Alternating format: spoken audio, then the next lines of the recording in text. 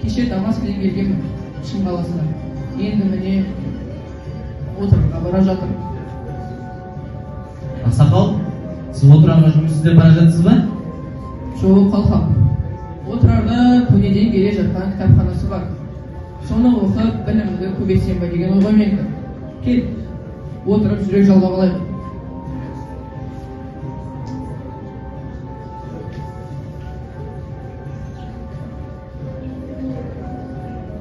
Ой, ақсақал, дорбаңызда кітап қағаздан басқа ештеңе жоқ қой.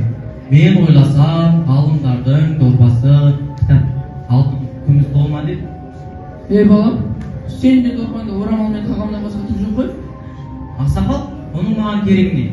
Мен жай ғана жолаушымын, бір қаладан екінші қалаға бара жатырмын. Балам, маған ол алтын күмістің керегі не? Мен де сен секілді жолаушымын. Туылғаннан бері ақыретке бара жатқан. Ақсақал, сонда сіз ғалым адамсыз. Сіз бәрін білесіз ба? Балам, менің білгенім біреу, білмегенім 99.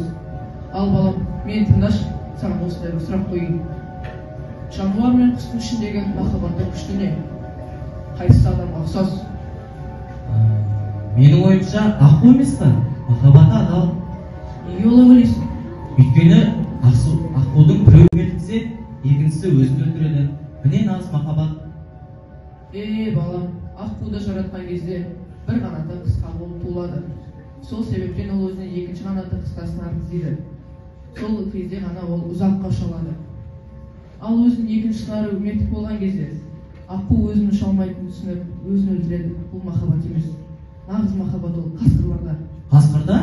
Қасқыр деген жыртқыш жан емес па? Олар қас емес па?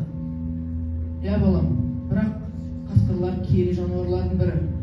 Олар бір-бірін сыйлай біледі, қолдайды, өлдіріктерін тәрбиелейді. Ешқашан бір-бірлерін алдамайды, балам.